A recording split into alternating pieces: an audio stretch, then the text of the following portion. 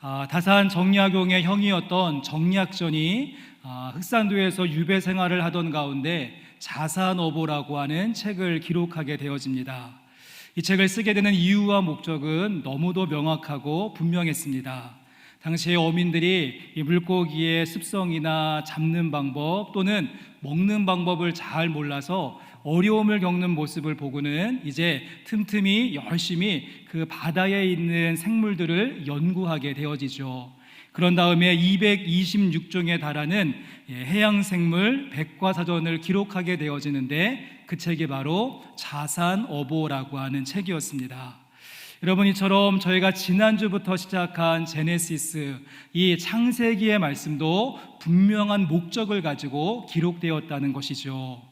지난 시간에도 말씀드린 것처럼 창세기의 말씀을 주신 이유는 신학적으로 논쟁을 하기 위해서, 역사적으로 기원을 찾기 위해서, 과학적으로 어떠한 명제를 증명해내기 위해서 이 말씀을 주신 것이 아니라 창세기 말씀은요, 딱 한 가지, 그래서 이 말씀을 처음 받아서 읽고 듣게 되어지는 출애굽한 이스라엘 백성들을 위한 맞춤형의 말씀으로 주셨다는 사실입니다. 그들은 430년의 종살이 모든 노예 생활을 종지부를 찍고 이제 그것을 탈출하여 나오기는 했지만 아직까지는 온전하지 않은 모습이었습니다. 그래서 우리를 구원하신 하나님이 누구신가? 우리가 자유의 몸이 됐긴 했지만 우리는 어떠한 존재인가? 궁금증도 많고 질문도 많지 않았을까요? 그러기에 창세기의 말씀은 이와 같은 질풍노도의 시기를 보내고 있었던 출애굽한 백성들에게 여호와 하나님에 대한 신앙을, 그리고 나는 누구인가라고 하는 정체성을 주시기 위해서 창세기 말씀이 허락된 것을 보게 되어집니다. 이 가운데서 지난주의 말씀, 창세기 첫 번째 말씀은 모든 말씀의 초점이 하나님에게 맞추어져 있었습니다. 그래서 성부, 성자, 성령 삼위일체 하나님의 모습, 태초에 하나님이 천지를 창조하시니라 시간과 공간을 창조하시고 주관하시는 아버지 하나님에 대한 모습, 혼돈과 공허와 흑암이를 운행하셨던 성령님의 모습, 말씀하여 이르시되 말씀으로 이 땅을 창조하셨던 우리가 성자 예수님의 모습을 함께 보시지 않으셨습니까? 이제 그런 다음에 오늘 보시는 창세기 두 번째 말씀은 정체성의 확립이 필요한 이제 이스라엘 백성들에게 초점을 맞추어서 Who am I? 나는 누구입니까? 라고 묻고 있는 그들에게 그들이 얼마나 존귀한 존재인가에 대해서 설명해 주는 말씀이 오늘 본문 말씀의 내용이라고 할 수 있습니다. 여러분, 한번 생각을 해보시면 폭력이 난무하는 어떠한 가정으로 꼬마 여자아이가 이제 입양을 가게 되었다라고 생각을 해보시죠. 그래서 그 가정에서 식모살이와 같이 허드렛 일을 하고 말 잘 듣지 않는다고 가죽끈으로 막 채찍으로 때리고 심각한 가정폭력 가운데 눈칫밥을 먹어야 됐고 밤마다 의붓 아버지로부터 성폭행을 당하고 있었던 여러분, 그 꼬마 아이를 이제 합동팀이 투입이 되어져서 그 지옥과 같은 곳에서 구출해내었다라고 한번 가정을 해보시고 생각을 해보십시오. 이제 앞으로 이 꼬마 소녀에게 제일 필요한 조치는 무엇이라고 생각을 하십니까? 그냥 이쁜 옷 사주고 맛있는 거 만들어주고 책가방 메고 학교 다닐 수 있도록 도와주면 되는 것일까요? 물론 그와 같은 보살핌의 모습도 필요하겠지만 아마 가장 중요한 것은 그 소녀의 마음속에 새겨져 있는 오랜 시간 동안 짓눌려져 있었던 그 트라우마를 극복할 수 있도록, 그 가슴에 새겨져 있는 멍자국을 치료할 수 있도록 도와주는 것이 가장 시급한 일일 것입니다. 갈기갈기 찢기고 난도질 당하고 짓밟힌 그 심령을 보듬어 줌으로 말미암아 발목을 잡고 있었던 쓴뿌리를 끊어내고 새롭게 일어설 수 있도록 도와주는 모습이 가장 필요한 것입니다. 쇼생크 탈출이라고 하는 영화에 보시면은 이 모건 프리먼이 무기수로 있다가 나중에 석방이 됩니다. 그리고 이제 어떠한 식료품 가게에서 일을 하게 되어지는데 그토록 바랬던 자유를 얻었음에도 불구하고 그것을 누리지 못하는 모습을 보게 되죠. 그래서 마트에서 일을 하다가는 손을 들어서 매니저를 부릅니다. 매니저가 왜 불렀습니까? 물어보았더니 나 화장실 좀 다녀와도 괜찮습니까? 허락을 받는 것이죠. 황당한 매니저가 화장실 가는 것은 당신의 자유이고 마음껏 해도 괜찮은 일입니다 라고 말해주는 그러한 장면이 있고요. 지금까지 모건 프리먼은 무기수로 살면서 화장실 가는 것조차도 소변조차도 통제받아야 됐고 그것이 당연한 삶으로 젖어 있었기에 그에게 주어지는 자유를 충만하게 누리지 못하는 모습. 결국에는 몸은 쇼생크 감옥에서 탈출했는지 모르겠지만 마음만큼은 평생 그 감옥에 갇혀 있기에 그 영화의 쭉 후반부에 보시면 스스로 목숨을 끊으려고 하는 모건 프리먼의 모습도 보게 됩니다. 여러분, 출애굽한 이스라엘 백성들도 마찬가지였습니다. 10년, 20년 짧은 세월이 아니라 자그마치 430년의 세월을 이집트 제국의 노예로 살았으니 자존감은 완전히 바닥을 치고 있는 상태였었고 노예 근성에 쩔을 대로 쩔어 있었으며 그리고 뼛속까지 트라우마가 새겨져 있는 상태이지 않았을까요? 그러기에 현재 이들에게 가장 필요한 조치는 신학적인 논쟁이나 역사적인 기원이나 과학적인 증명이 필요한 것이 아니라 무엇이 시급합니까? 하나님의 테라피. 그래서 치료하고 회복되어질 수 있도록 그 애굽에서 당했던 그 많은 수치와 고난과 역경과 그들의 삶 속에 새겨져 있었던 상처와 아픔과 쓴뿌리를 치료하는 일이 가장 시급한 이스라엘 백성들의 과제였던 것을 보게 되어집니다. 전 어렸을 때에 번데기를 좀 잘못 먹고 급체하는 바람에 아주 고생한 적이 있고요. 그 다음부터는 지금까지도 제가 번데기를 입에 대지도 못하고요. 번데기 파는 곳 근처 가서 냄새만 나도 막 몸에서 알러지 반응이 나오는 것을 보게 되는데 여러분은 여러분의 삶 속에 지난날 어떠한 쓴뿌리를, 어떠한 트라우마를, 어떠한 상처를 가지고 오늘이라고 하는 시간을 살고 계십니까? 어떤 분은 시집살이가 너무 심해서 시금치도 먹지 않는다라고 말씀하시는 분도 있고 교통사고의 충격이 너무 커서 지나가는 차만 봐도 움찔 놀라시는 분이 있고 가족이 당했던 충격적인 사건 때문에 지금도 수면제를 먹지 않고는 밤에 잠을 이룰 수가 없는 분이 있는가 하면 어렸을 때 받았던 학대와 그 거절과 방치 때문에 대인기피증을 호소하는 분도 있고 사업과 비즈니스의 실패로 인하여서 알코올 중독에 빠져 있는 분도 보게 되어집니다. 여러분, 이렇게 우리 모두는 누구에게도 말할 수 없는 마음 깊은 곳에 새겨져 있는 상처와 아픔의 일들, 트라우마와 쓴뿌리를 우리는 가지고 살아가는데 소망하기는 창조의 이야기를 통하여서 이스라엘 백성들을 고치셨던 하나님의 테라피와 치료의 방법이 오늘 이 시간 우리 가운데도 효력이 있기를 간절히 원합니다. 함께 주시는 말씀을 통하여서 그렇구나, 내가 이렇게 과거의 상처와 흔적과 그리고 그 거절과 실패 때문에 거기에 함몰되어져 우울한 인생을 살아가는 그러한 존재가 아니구나라고 하는 새로운 정체성이 우리 가운데 부여되는 말씀의 시간 될 수 있기를 주님의 이름으로 간절히 소망합니다. 여러분, 그렇다고 한다면 하나님께서 꺼내드신 테라피, 하나님의 치료의 방법은 무엇이었을까요? 하나님은 이스라엘 백성들에게 창조의 이야기를 스토리텔링으로 말씀해 주시면서 꺼내드신 두 가지의 처방전이 있음을 보게 되는데 전 그 가운데 먼저 한 가지는 무엇인가 하면 하나님은 이스라엘 백성들에게요, 하나님의 형상이라는 것을 통하여서 그들의 치료를 시작하시고 그들을 온전하게 하시는 것을 볼 수가 있습니다.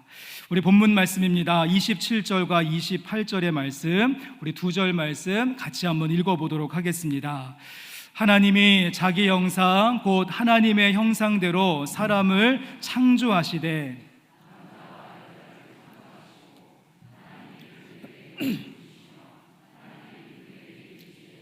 생육하고 번성하여 땅에 충만하라. 땅을 정복하라. 바다의 물고기와 하늘의 새와 움직이는 모든 생물을 다스리라 하시니라. 아멘. 하나님이 우리를 지으시는데 하나님의 형상 임하고되 하나님의 형상으로 우리를 지으셨다라고 말씀하고 있지 않습니까? 우리가 이 하나님의 형상의 의미를 좀 잘 이해하기 위해서는 지금까지 진행되어졌던 하나님의 6일 동안의 창조의 흐름과 구조를 조금 파악해 볼 필요가 있습니다. 하나님의 형상에 밑줄을 쳐어 놓으시고 하나님께서 6일 동안 어떻게 창조하셨는가 구조를 먼저 한번 생각해 보시면, 하나님의 6일 동안의 창조를 우리가 반으로 나눌 수 있고 또 둘로 나누어 볼 수가 있습니다. 그래서 첫째 날, 둘째 날, 셋째 날이 하나의 묶음이라고 할 수 있고요, 넷째 날, 다섯째 날, 여섯째 날이 또 하나의 묶음이라고 할 수 있습니다. 앞에 있는 3일은 하나님의 창조에 있어서 배경이 설정되어지고 준비의 시간이었다라고 한다면, 뒤에 있는 3일은 거기에 채워짐과 충만함의 시간이었다라고 말씀드릴 수가 있습니다. 그래서 마치 그 레고 블록과 같이 딱딱 맞아떨어지는데요, 첫째 날은 넷째 날과, 둘째 날은 다섯째 날과, 셋째 날은 여섯째 날과 연결이 되어지는 모습. 그러니까 쉽게 말해서 그냥 앞에 있는 3일은 우리 컴퓨터에 있는 배경화면이라고 한다면, 뒤에 있는 3일은 클릭하여 들어갈 수 있는 아이콘과 같다라고 할 수가 있습니다. 한번 보시면, 그래서 첫째 날 하나님께서 빛과 어두움을 나누시죠. 빛과 어두움을 나누는 이것이 기본이고, 그리고 준비의 시간이라고 한다면, 넷째 날과 연결이 되어지면 이 빛과 어두움을 주관하는 해와 달과 별들과 광명체를 만드는 채움의 모습이 있음을 보게 되어집니다. 둘째 날은 궁창을 만드시는데 하늘 위의 물과 하늘 아래의 물로 구분하시고, 이것이 배경이고 준비라고 한다면, 다섯째 날은 하늘을 나는 새와 바다에 있는 물고기들, 생물들을 만드시면서 채움과 충만의 일들을 이어가십니다. 세 번째 날에는 땅과 육지가 드러나고 씨 맺는 식물들이 자라나고요, 이것을 여섯째 날과 연결해 보시면 그것을 누릴 수 있는 존재들, 각종 짐승과 가축들을 만드시는 것 아니겠습니까? 이처럼 1, 2, 3, 4, 5, 6 나누어져서 준비와 채움, 또 배경과 충만함의 구조를 볼 수 있는데요, 여러분, 그렇다면 제가 이제 질문을 좀 하나 드려보겠습니다. 이와 같은 창조의 시간 속에서 사람은, 인간은 하나님께서 언제 만드셨습니까? 언제 만드셨죠?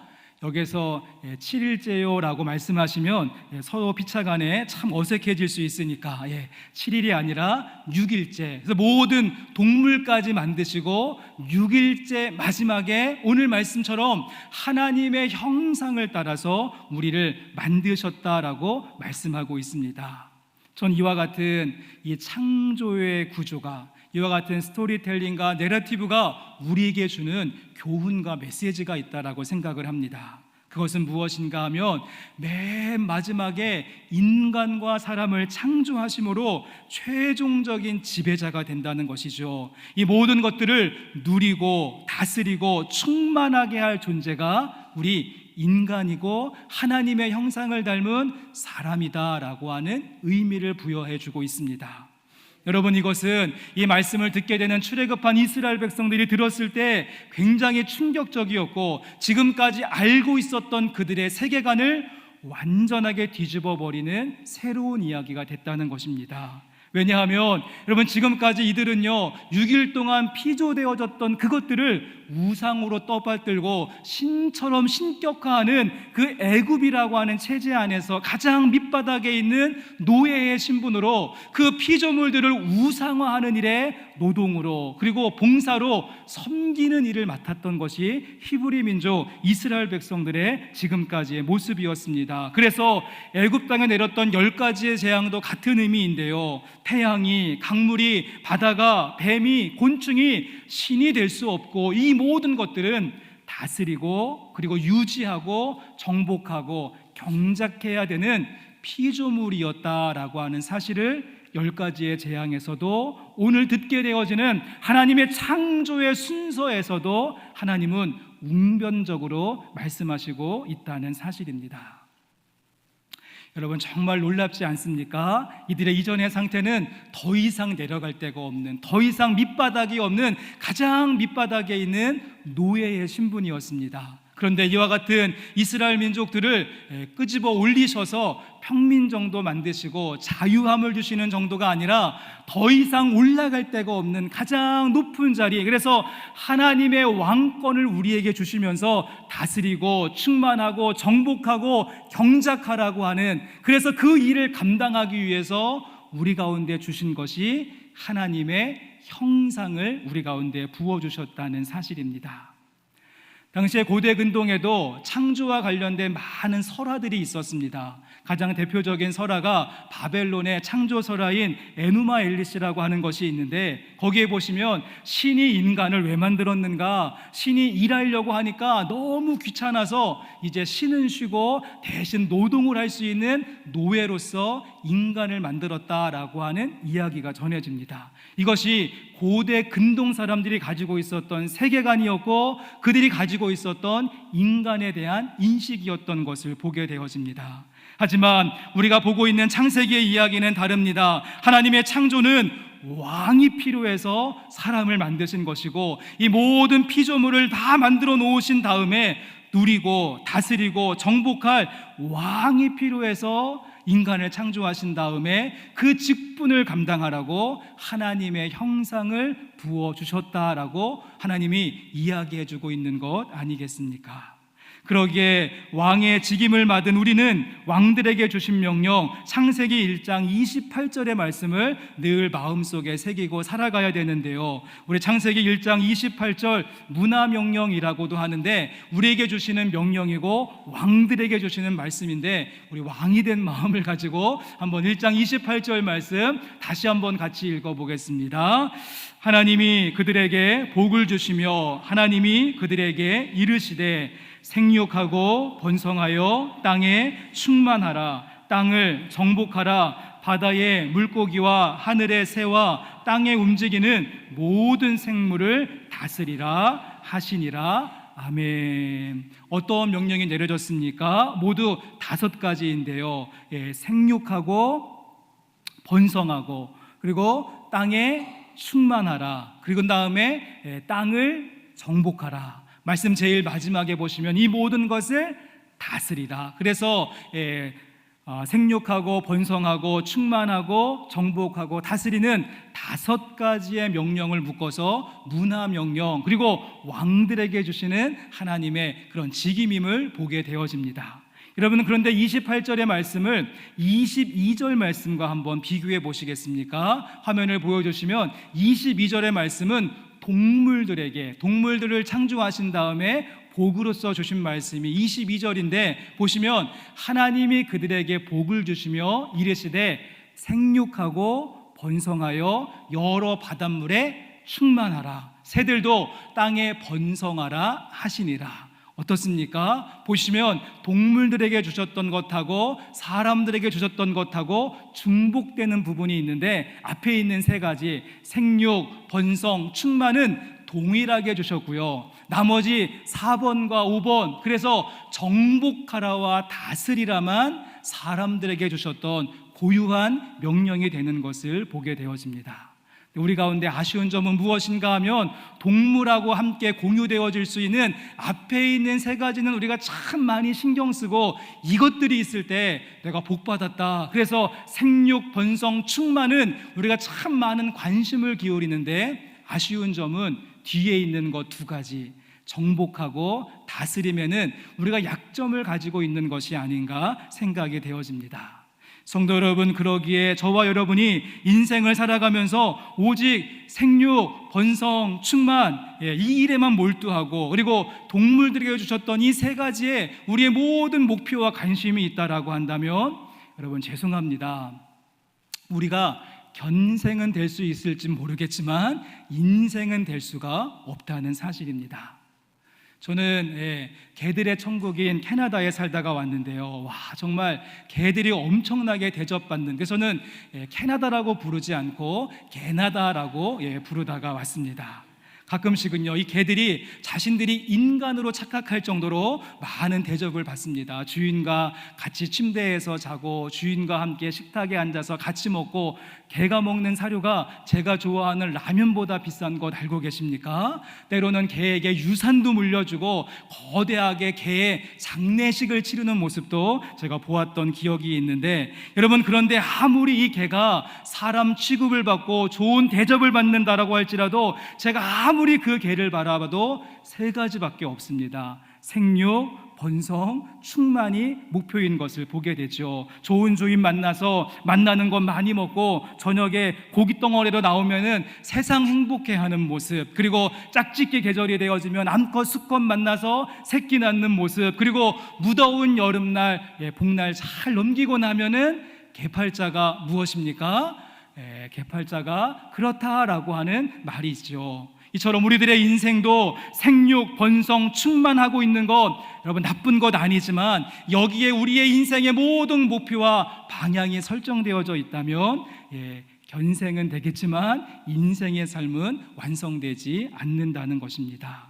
그러게 우리는 나머지 두 가지, 정복하고 다스리는 모습, 다른 말로 바꾸어 본다면 경작하고 유지하는 이 일을 잘 감당해야지 왕권이 회복되어지는 것이고, 그 일을 감당하기 위해서는 동물적인 감각이 필요한 것이 아니라 하나님께서 우리에게 부어주신 하나님의 형상, 하나님의 형상이 회복될 때 이 모든 일들 잘 감당케 되는 줄로 믿습니다.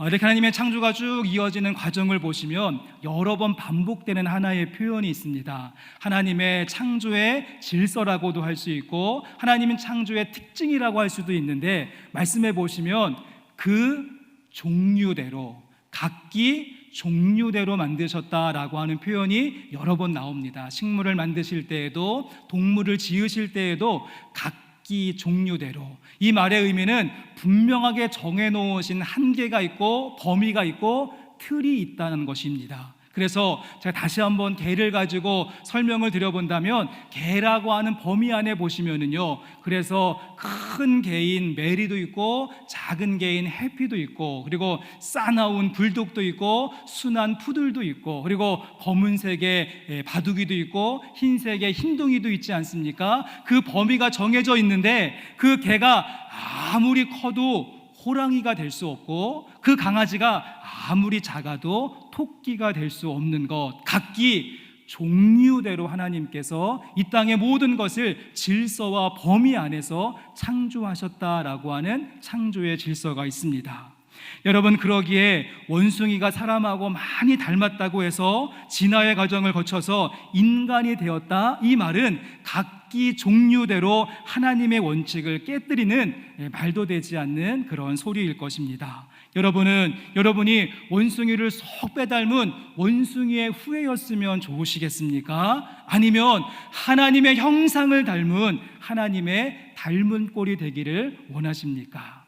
놀랍게도 하나님은요, 그런데 인간을 지으시고 인간을 창조하시고 만드실 때는 각기 종류대로라고 하는 말씀을 하시지 않으셨다는 사실입니다. 각기 종류대로 인간을 지으시되 말씀하지 아니하시고 그 범위와 그 한계를 뛰어넘어 우리를 어디까지 인도하신 것입니까?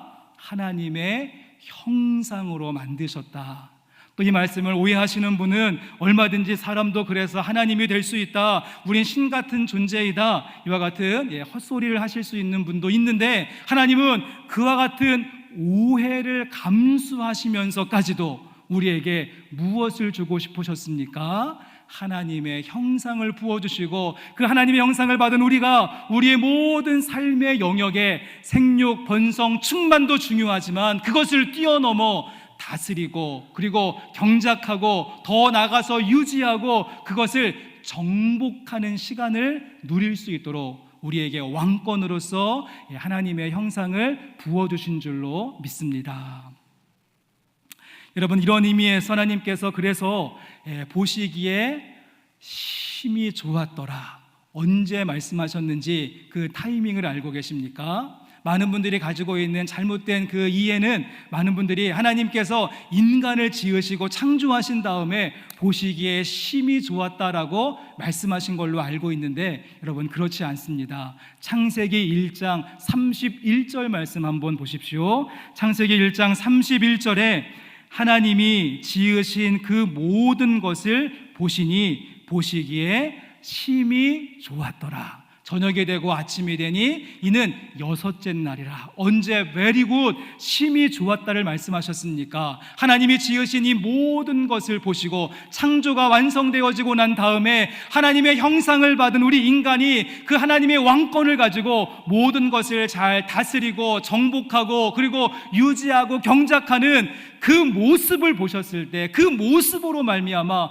와 너무 좋다, very good, 심히 좋다, 우리식으로 이야기해 본다면 지화자 얼수를 하나님께서 외치시는 감탄사를 연발하셨다는 사실입니다.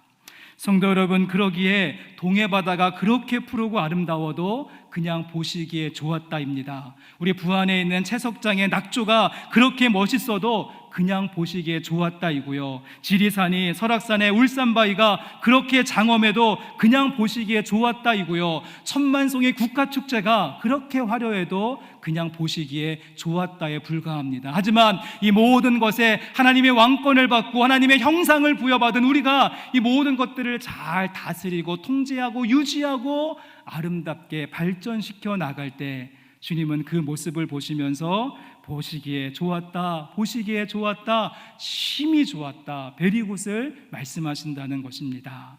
여러분, 그래서 오늘의 설교의 제목이 완성되는 것입니다. 오늘 말씀의 제목이 무엇인가 보십시오. 오늘 설교의 제목이 사람이 꽃보다 아름다워. 그래서 꽃보다 아름다운 것이 사람인데요, 우리 주변에 계신 분들과 함께 인사하시면 좋겠습니다. 제가 지금 인사하려고 일부러 말씀 초반부에 인사하지 않았습니다. 우리 서로 얼굴을 보시면서 인사하실 때 꼭 얼굴 보셔야 됩니다. 보시면서 꽃보다 아름다우십니다. 같이 한번 인사하시면 좋겠습니다.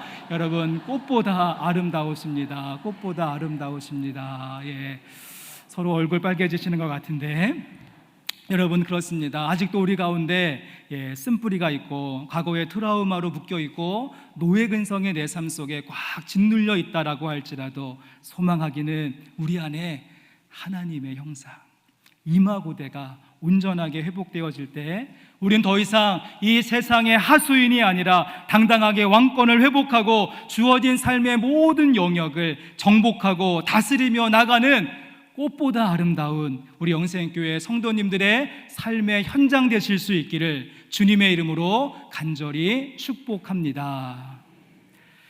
자, 그런가 하면 하나님께서 이스라엘 백성들, 출애굽한 이스라엘 백성들을 치료하시는 테라피로 또 하나의 방법을 사용하시는데요, 이제 본문의 말씀을 한 장 넘어가 보시면 창세기 2장 7절 말씀을 통하여서 생기와 생명이라고 하는 치료법을 사용하십니다. 그래서 하나님의 서방전에는 한쪽에는 하나님의 형상이라고 한 것이 있고 또 반대쪽에는 생기와 생명이 있는데, 우리 창세기 2장 7절의 말씀도 같이 한번 읽어보겠습니다. 여호와 하나님이 땅에 흙으로 사람을 지으시고 생기를 그 코에 불어넣으시니 사람이 생명이 되니라. 아멘. 여러분 잘 아시는 말씀이죠. 창세기 2장의 말씀은 이렇습니다. 앞에서 보셨던 6일 동안의 창조 가운데 특별히 2장 말씀은 사람이 창조되는 그 과정을 초점을 맞추고 주민을 해서 하나님의 형상으로 남자와 여자를 지으셨는데, 그럼 어떻게 지으셨는가 쭉 부연 설명해 주는 것이 창세기 2장 말씀이라고 할 수 있습니다. 특별히 그 말씀 가운데 하이라이트는 2장 7절인데요, 여호와 하나님이 땅에 흙으로 사람을 지으시고 그 코에 생기를 불어넣으셨을 때 무엇이 되었습니까? 생명이 된지라. 생명, 리빙 소울이 되었다라고 말씀은 기록해 주고 있는 것입니다. 저는 이 구절 가운데 특별히 우리가 오늘 흙이라고 하는 단어에 집중해 보았으면 좋겠습니다. 흙이라고 하는 것, 많은 분들이 흙으로 지었다라고 하는 말 때문에 이 찰흙이나 점토 같은 찰진 것을 가지고 예술성을 담아서 토기장이가 도자기 굽는 것처럼 만든 것으로 이해하실 수 있는데, 여러분 여기에 보시는 흙이라고 하는 말, 영어 성경을 보시면 거의 모든 번역본이 흙을 dust, 먼지라고 하는 말로 쓰고 있는 것을 보게 되어집니다. 그냥 바람에 흩날리고 생명력과 영양분 1도 없고 그냥 쓸모없는 티끌덩어리, 가치 하나도 없는 먼지더미와 같은 더스트, 그것을 가지고 우리를 창조하셨다라고 말씀합니다. 여러분, 저는 이 표현이 지금까지 이스라엘 백성들이 가지고 있었던 자화상을 보여주는 표현이 되어진다라고 생각이 됩니다. 그들은 애굽에 있을 때, 노예로 있을 때 그 오랜 세월 동안 어떠했습니까? 마음껏 짓밟아도 괜찮고 그냥 함부로 해도 괜찮고 유슬리스, 아무런 쓸모도 없고 가치도 없고 그냥 남자아이들 태어나면 저 나일강에 악어밥으로 던져도 찍소리 못하는, 그래서 가장 밑바닥에 있는 먼지와 같은 존재가 이전의 이스라엘 백성들의 모습이었고요. 지금 그들이 나와 있는 광야와 그리고 사막이라고 하는 곳 어떻습니까? 먼지가 어떤 것인지 철저하게 느낄 수 있는 곳이 그들의 발이 있는 광야와 사막이었습니다. 그런데 놀라운 사실은 하나님은 그 더스트, 먼지에 불과한 그들 가운데 어떻게 하시겠다는 것입니까? 와우, 그들의 코에 하나님께서 하나님의 숨결, 하나님의 그 생기를 불어넣어 주셨을 때 그 한 모금에 하나님의 생기를 덧입고 그 먼지더미에 불과했었던 그 사람이 생명, 리빙 소리 되게 하신다. 이것이 하나님의 창조의 일이었다라고 말씀하신다는 것입니다. 전 이 부분의 말씀을 묵상하다가 이런 좀 상상을 해보았습니다. 아마도 이 말씀을 처음 받았던 모세와 출애굽한 이스라엘 백성들은 창세기 말씀을 쭉 읽고 낭독하다가 2장 7절 말씀을 읽고는 낭독을 멈추었을 것입니다. 그리고 모든 이스라엘 백성들이 이제 모세의 구령에 맞추어서 그들의 들숨과 날숨, 딥브리딩을 하면서 그들 가운데 지금 충만한 성령님, 하나님의 영으로 가득한 그들의 그 모습을 느끼며 감동의 눈물을 흘리지 않았을까? 혼돈과 공허와 흑암 가운데 운행하셨던 그 성령님, 하나님의 영이 하나님의 숨결을 통하여서 내 안에 역사하고 있는 것을 경험하며 감동하고 또 감동하는 이스라엘 백성들의 모습이지 않았을까요? 저도 그래서 설교 준비하던 거 다 멈추고 두 눈을 감고 내 안에 계시는 하나님의 숨결, 성령님의 임재하심, 성령님의 역사하심, 제 안에 무디워진 영적인 감각을 흔들어 깨우며 제가 성령님과 소통하는 시간을 갖고자 노력을 했습니다. 여러분, 그렇습니다. 우리의 모습이 이 땅에서 먼지와 같은 존재로 취급받는다라고 할지라도, 티끌처럼 아무런 가치가 없어 보이고 이름도 없는 무명의 삶을 살고 그 누구도 주목해 주지 않는 흙덩어리와 같은 미미한 존재라고 할지라도, 그래서 그 많은 일들로 인하여서 내 안에 상처가 있고 아픔이 있고 눈물이 있고 트라우마가 있고 쓴뿌리가 있고 우울한 마음 때문에 이리 갔다 저리 갔다 혼란스러움을 느낀다라고 할지라도, 우리 성령님이 부어주시는 하나님의 숨결인 그 생기가 우리 가운데 한 모금만 머문다라고 한다면 이 모든 것 다 날아가고 우리는 생명으로 새로워지는 놀라운 역사가 있게 될 줄로 믿습니다. 제가 얼마 전에 한 집회를 참석하게 되어졌는데요, 강사로 오신 목사님이 얼마나 설교를 잘하는지 막 신학적인 지식도 뛰어나고 경험도 풍부하고 설교 원고에 매이지 않고 자유롭게 그냥 막 설교하는 모습이 너무도 참 인상적으로 저에게 다가왔습니다. 그런데 이 설교를 듣는 내내 제 마음 한쪽이 계속 불편하고 어색한 마음이 있는 것이죠. 왜냐하면 분명히 설교는 청산유수와 같이 매끄럽고 부드러운데 제 감각이 둔해서 그런지 저는 그 설교 속에서 영적인 것이 하나도 느껴지지 않는 것입니다. 그래서 이제 집회가 다 마쳐지고 집에 돌아오는 차 안에서 이제 함께 갔던 저희 아내하고 이제 집회에 대한 피드백을 나누면서, 나는 이상하게 말씀을 듣는데 너무도 매끄럽고 부드러운 말씀인데 이상하게 그 말씀 속에서, 그 설교 속에서 영적인 것이 느껴지지 않았다라고 이야기했더니, 저희 아내도 자신도 비슷한 소감이었다라고 이야기하면서 저에게 뼈 때리는 말을 한마디를 했습니다. 무슨 말인가 하면, 여보, 정말 미안한데 당신의 설교도 그래요. 그러니 열심히 연구하고 준비하는 것도 필요하겠지만 설교 사역 붙들고 성령님께서 일하실 수 있도록 기도하세요 라고 하는 말을 하는데, 제가 얼굴이 빨갛게 되어졌고요, 인정하고 싶지 않아서 제가 집에 돌아올 때까지 말을 한마디도 하지 않았습니다.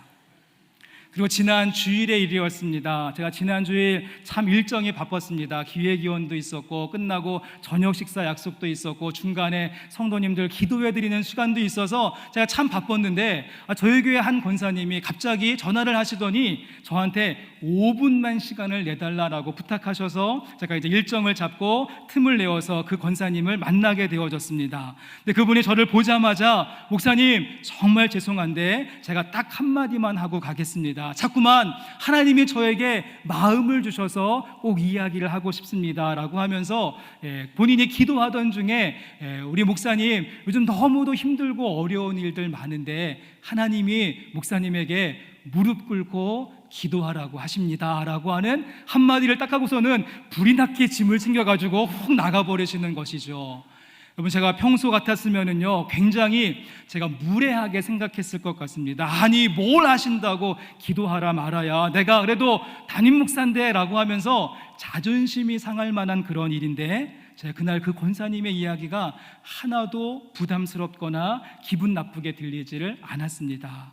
왜냐하면 정말 요즘 제 안에 많은 일들과 사건들이 있는데, 제가 그것을 가지고 기도하기보다는 머리 굴리고 인간적인 방법 찾고 사람에게 도움을 구하는 모습이었기에, 하나님께서 사랑하는 권사님을 통하여서 다시 한번 본연의 모습, 기도로 돌아갈 것을 말씀하신 것이 아닌가 하는 생각을 갖게 되어졌습니다. 그런가 하면 제가 이제 신년에 안수기도를 처음으로 실시하겠습니다 라고 말씀을 드리고 선포한 다음에 제가 그 뒤에 이런 말을 덧붙였습니다.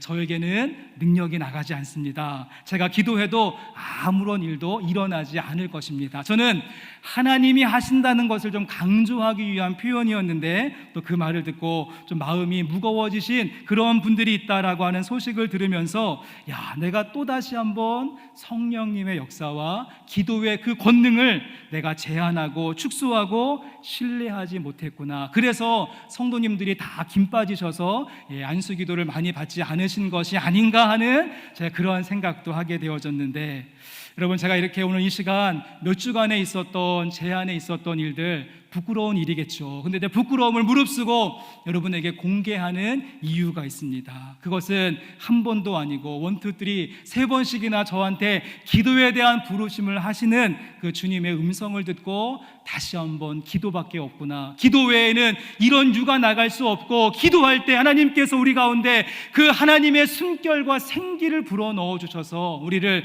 회복하게 하시겠구나, 우리 안에 상처와 아픔과 고통과 눈물과 그 감당할 수 없는 그 모든 것, 내 옆에 있는 사람의 숨결이 아니라 하나님의 숨결을 불어넣으셔서 일하시는구나 라고 하는 것을 깨닫게 되어졌는데요. 여러분, 제가 또 이렇게 부끄러운 얘기했다고 막 소문내지 마시고, 그냥 같이 여러분도 여러분에 있는 상처와 아픔 붙들고 기도할 때 우리 주님께서 하나님의 숨결과 생기를 우리 가운데 부어주실 것입니다. 여러분, 할아버지가 일찍 돌아가신 할머니와 은혜가 없는 목사의 공통점을 아십니까? 할아버지가 먼저 일찍 돌아간 할머니와 그리고 은혜 없는 목사의 공통점은요, 영감이 없다는 것이죠. 영감이 없습니다. 다시 한번 창세기 2장 7절의 말씀을 묵상하시고 오늘 주시는 나의 말씀으로 받으셨다라고 한다면 우리 다시 한번 기도해야 됩니다. 하나님, 나에게 주님의 숨결을 불어넣어 주옵소서. 먼지와 같은 심령 속에 주님의 숨결밖에는 없습니다. 티끌 같은 내 안에 영감을 불어넣어 주옵소서. 기도하는 우리 모두가 될 수 있기를 간절히 원합니다. 요한복음 6장 63절 말씀 보십시오. 살리는 것은 영이니 육은 무익하니라. 내가 너희에게 이른 말은 영이요 생명이라. 살리는 것이 영이라고 말하고 있습니다. 고린도후서 3장 6절 말씀도 그가 또한 우리를 새 언약의 일꾼 되기에 만족하게 하셨으니 율법 조문으로 하지 아니하고 오직 영으로 함이니 율법 조문은 죽이는 것이요 영은 어떻습니까? 살리는 것이다. 영이 우리를 살린다고 말씀하고 있습니다. 하나님의 영이 우리들의 숨결로 이 주님의 모습이 우리 가운데 코에 생기를 불어넣었던 것처럼, 저 에스겔 골짜기의 마른 뼈 가운데 생기가 불어올 때 군대가 되었던 것처럼, 여러분 지금도 상처와 아픔과 트라우마 때문에 지금도 고생하시면서 여전히 과거의 쓴뿌리에 매여있는 삶을 살고 계십니까? 하나님의 성령, 그 하나님의 영을 기대하시고 소망하실 수 있기를 바랍니다. 그분이 우리 가운데 충만하게 채워질 때 우리는 리빙 소울, 생명으로 새로워지고 과거의 모든 것 다 던져버리고 우리를 부르시는 새로운 길로 믿음 가지고 나가게 될 줄로 믿습니다. 여러분의 새로운 한 주의 삶이 생명으로 과거의 모든 상흔과 흔적과 트라우마 다 날려버리고 우리 함께 새로운 창조의 길을, 새로운 영생의 길을 함께 걷는 하나님의 형상이 되실 수 있기를 주님의 이름으로 간절히 축원합니다.